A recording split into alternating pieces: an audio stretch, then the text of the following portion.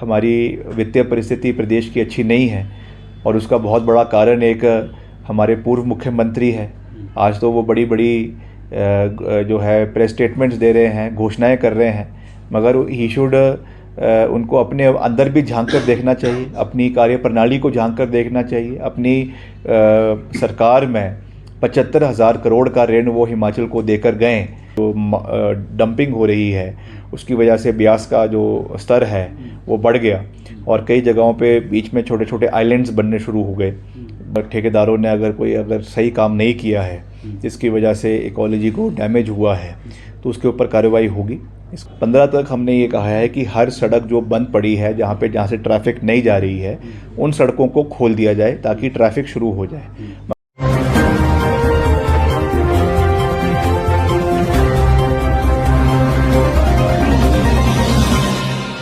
Sir, सबसे पहले तो ये जानना चाहता हूँ कि अभी बीइंग अ PWD मिनिस्टर आपका क्या असेसमेंट है कि कितने रोड्स रिस्टोर हो चुके हैं, कनेक्टिविटी का क्या अभी हाल है आपके हिसाब से? मैंने आज सुबह ही जो है वो अपने डिपार्टमेंट का रिव्यू किया है और अब कुल मिला के मात्र 150 सड़कें हैं प्रदेश के अंदर जो बंद पड़ी हैं। बाकी वॉर फुटिंग पर सभी सड़कों को प्रदेश के अंदर खोल दिया गया है, चाहे वो स्टेट रोड्स है, चाहे वो नेशनल हाईवे हैं, और इन सब के ऊपर हम मिलकर कार्य कर रहे हैं। इसमें कोई दो राय नहीं है कि हिमाचल में जो नुकसान हुआ है वो अनप्रेसिडेंटेड है। इस तरीके की आपदा बहुत समय बाद आफ्टर डेकेड्स हिमाचल प्रदेश में देखने को मिली है। अगर हम सब ने मिलकर हिमाचल को आगे ले जाने में और इस आपदा से बाहर निकालने में पूरा प्रयास किया है, और ख़ास करके जो हमारा डिपार्टमेंट है पब्लिक वर्क्स, ये धरातल पर जितने भी हमारे इंजीनियर्स हैं, हमारे आगे कॉन्ट्रैक्टर्स हैं, सब ने मिलकर वापस नॉर्मलसी की ओर प्रदेश को लाने में अपना योगदान दिया है। और हमने 15 सितंबर का डेडलाइन दिया है जिस दिन तक जो 150 सड़कें भी प्रदेश के अंदर है वो उनको भी जो है प्रदेश के अंदर खोल दिया जाएगा। मगर ये ज़रूर है कि डैमेज बहुत ज़्यादा हुआ है, उनकी आने वाले समय में रेस्टोरेशन, उनकी क्वालिटी ऑफ रोड को इम्प्रूव करना, ये हमारी प्राथमिकता रहेगी। कई जगहों पे ड्रेनेज की बहुत समस्या रही है, क्रॉस ड्रेनेज की बहुत समस्या रही है, जिसकी वजह से एक्सेसिव डैमेज ऑफ रोड्स हुआ है, तो वो हम आने वाले समय में उसके ऊपर फोकस करेंगे। सर, जैसा कि CM सर ने भी बोला, आपकी सत्ता आने के 8 महीने में ही ये बड़ी ट्रेजिडी, ये बड़ा डिजास्टर हो गया और पहले की सरकारों के भी बहुत सारे लोन्स हो हैं, तो how challenging will it be for you to run the government in next 4 years? नहीं, चैलेंजिंग तो हर चीज़ होती है और मुझे विश्वास है कि हम हर चैलेंज से निकलने के लिए पूरी तरीके से प्रयास भी करेंगे और चैलेंजेस से निकलेंगे भी। ये ज़रूर है कि केंद्र सरकार से जिस तरीके का सहयोग हिमाचल को मिलना चाहिए था वो नहीं मिला है, और ये आंकड़े आज इस बात को कह रहे हैं। अभी मैंने अपने प्रेस कॉन्फ्रेंस में बड़े डिटेल में इस बात को हाईलाइट किया कि other than the central sponsored schemes जो हिमाचल को एक फेज्ड मैनर में आती ही है, चाहे वो PMJSY है, चाहे वो PM आवास योजना है, चाहे अमृत स्कीम है, चाहे उज्ज्वला योजना है, ऐसा तो नहीं है कि ये केवल हिमाचल के लिए है, it is all through the country.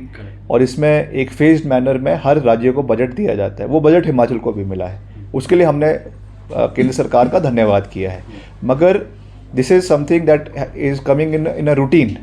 मगर जो ये अनप्रेसिडेंटेड सिचुएशन हिमाचल के अंदर थी और जिस तरीके से करीबन 10,000 करोड़ का नुकसान हिमाचल को हुआ है, उस स्थिति में हमको जो है वो पीनट्स के हिसाब से जो है 150 से 300 करोड़ रुपए प्रदेश को दिया गया है। तो 10,000 का नुकसान है, 10,000 करोड़ का, और इतना पैसा दिया गया, तो ये तो प्रदेश की जनता के साथ एक भद्दा मजाक है कि इस तरीके का वो है। तो इसके ऊपर केंद्र सरकार को ध्यान देना चाहिए and they should give some kind of at least 10% of the total loss का बजट तो देना ही चाहिए। कम से कम 1,000 करोड़ का पैकेज तो मिनिमम हिमाचल को इस आपदा के समय में मिलना चाहिए। सर, आपके डिपार्टमेंट को, पर्टिकुलरली PWD डिपार्टमेंट जो सड़क निर्माण का काम करता है, उसको कितना लॉस है, अगर आप नंबर्स में बता पाएँ, out of 12,000 crore which the entire state has faced? Almost PWD department को 2500 करोड़ का नुकसान केवल हमारे डिपार्टमेंट का है, जिसमें कई कई सड़कें बह गई हैं, ब्रिजेस बह गए हैं और कई और जिसमें नुकसान हुआ है। तो ये बहुत बड़ा फिगर है, इसको हम मीट करने की कोशिश कर रहे हैं, अपने स्टेट रिसोर्सेज से मीट करने की कोशिश कर रहे हैं। मगर as you know that we are not in the pink of health. हमारी वित्तीय परिस्थिति प्रदेश की अच्छी नहीं है और उसका बहुत बड़ा कारण एक हमारे पूर्व मुख्यमंत्री है। आज तो वो बड़ी बड़ी जो है प्रेस स्टेटमेंट्स दे रहे हैं, घोषणाएं कर रहे हैं, मगर ही शुड उनको अपने अंदर भी झांक कर देखना चाहिए, अपनी कार्यप्रणाली को झांक कर देखना चाहिए। अपनी सरकार में 75,000 करोड़ का ऋण वो हिमाचल को देकर गए जब उन्होंने सत्ता छोड़ी, तो वो आज वो चीज़ें हिमाचल को चुभ रही है, जिसकी वजह से हमारे जो रिसोर्सेज है वो क्रंच हो रहे हैं। मगर तब भी जितना भी अवेलेबल है हम उसमें to the best of our ability मुख्यमंत्री जी उसमें पूरा प्रयास कर रहे हैं, सभी मंत्री उसमें पूरा प्रयास कर रहे हैं। मगर अब जो प्रॉब्लम्स है वो तो है, अब उससे हम निकलने का प्रयास कर रहे हैं। प्रदेश के पीडब्ल्यूडी मिनिस्टर क्या मानते हैं कि ये मैन मेड डिजास्टर है या नेचुरल डिजास्टर है? अगर मैन मेड है तो कितना परसेंट? नहीं, मैन मेड नहीं है तो निश्चित तौर से जो है इस तरीके की हैवी मानसून्स इस बारी हुए हैं। वाटर लेवल सब नदियों का बढ़ गया है, ब्यास का बढ़ गया है, सतलुज का बढ़ गया है, यमुना का जो है वो बढ़ गया है। तो ऐसा नहीं है कि सिर्फ वो है, इसमें क्लाइमेटिक कंडीशंस हुए हैं, उसका भी एक कारण है। जो आपकी ग्लोबल वार्मिंग हो रही है उसकी वजह से जिस तरीके से सर्दियों में जो बर्फ़बारी प्रदेश में होनी चाहिए थी वो हुई नहीं। कंटिन्यूस मानसून आपके जनवरी से लेकर प्रदेश के अंदर चल रहा है, उसकी वजह से पानी का जो सैचुरेशन लेवल है धरती पे वो बहुत ज़्यादा बढ़ गया और कंटिन्यूस रेन की वजह से जो है वो ये इफ़ेक्ट आपके जो मिट्टी है वो जो है कमज़ोर हो गई, उसकी वजह से लैंडस्लाइड्स होनी शुरू हो गई। तो this is one of the reasons. अब उसमें अक्यूमुलेटेड रीजंस है, जिसमें कई जगहों पे माइनिंग हो रही थी, कई जगहों पे जो है वो इलीगल माइनिंग हो रही थी, कई जगहों पे जो है वो डंपिंग हो रही थी, जिसकी वजह से आपके नदी का स्तर बढ़ गया। इसी पे माना तो जाता था। ये सब चीज़ें हैं। मैं ये नहीं कहूँगा कि there is only one factor, but सब फैक्टर जो है कंबाइन होकर ये डिज़ास्टर हिमाचल में देखने को मिला है। इन सारे जो आपने रीजंस बताए, इन सब में से जो मुझे हाईलाइटिंग फैक्टर लोगों से बात करने में लगा वो ये लगा कि NHAI ने बहुत ही इररिस्पॉन्सिबिलिटी से भरा काम किया है ड्यूरिंग पूरे इस बेल्ट में। तो आपको क्या लगता है बतौर PWD मिनिस्टर आपकी किस तरह से उनसे बातचीत हुई कि उनकी तरफ से इलीगल मकिंग की गई, डंप किया गया नदी के किनारे, जिसकी वजह से वो पूरा बहा नदी का लेवल ऊपर आया और जो आसपास के लोग थे वो प्रभावित हुए? तो स्थानीय लोगों का ये कहना है कि सबसे ज़्यादा हम प्रभावित इनकी वजह से हुए। तो आप डिपार्टमेंट ने कैसे किस तरह से इस चीज़ को आई एग्री विद यू कि ये ही it is one of the biggest factors.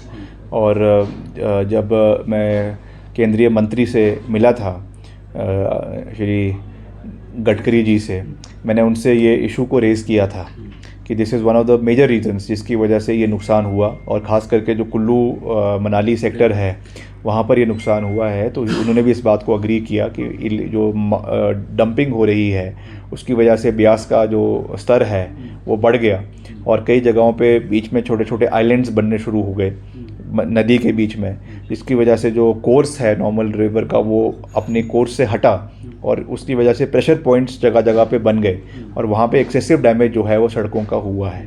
That is one of the reason. उस पे ऊपर कार्रवाई करने के लिए मंत्री जी ने पूरा विश्वास दिया है।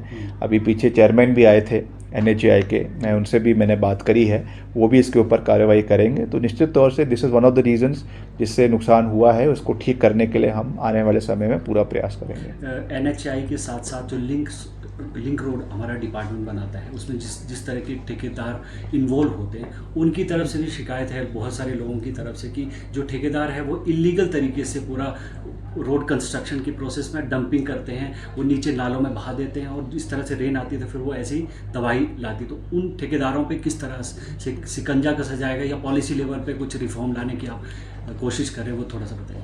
नहीं, करेंगे। जहाँ जहाँ पे कोई इस तरीके की कमी पाई गई है, यहाँ पे कोई छूट अगर ठेकेदारों ने अगर सही काम नहीं किया है जिसकी वजह से इकोलॉजी को डैमेज हुआ है तो उसके ऊपर कार्रवाई होगी, इसका मैं आपको पूरा विश्वास दिलाता हूँ। अभी तो हमारा क्योंकि मेन फोकस केवल रेस्टोरेशन पे था, मगर जैसे ही अब स्थिति सामान्य हो रही है इसके बाद जो फैक्ट फाइंडिंग कमेटी बनाई जाएगी सरकार द्वारा और इन सब चीज़ों के ऊपर एक लॉन्ग टर्म सोल्यूशन को निकालने के लिए हर पहलू को दोनों तरीके से देखा जाएगा और जो भी शॉर्टकमिंग्स रही है वो भविष्य में ना हो रिपीट ना हो, उसके ऊपर हम कार्रवाई करेंगे। इसका हम पूरा सरकार की ओर से प्रयास किया जाएगा। 15 सितंबर की डेडलाइन आपने दी है कि रिस्टोरेशन ऑफ वर्क, आपको लगता है मैं कल ही मनाली से यहाँ पे आया हूँ, मैं सुबह 8 बजे चला था, रात को 12 बजे पहुँचा हूँ, आपको लगता है कि जिस हाल में वो अभी NH है, दैट NH तो अभी एग्जिस्ट ही नहीं करता है, वो एक नॉर्मल रोड है, वो उससे भी बिलो उसका, तो आपको लगता है कि वो आप रिस्टोर कर पाएंगे 15 सितंबर तक? देखिए 15 तक नॉर्मल रेगुलर 15 तक मैंने ये कहा है कि ट्रैफिक शुरू हो जाए।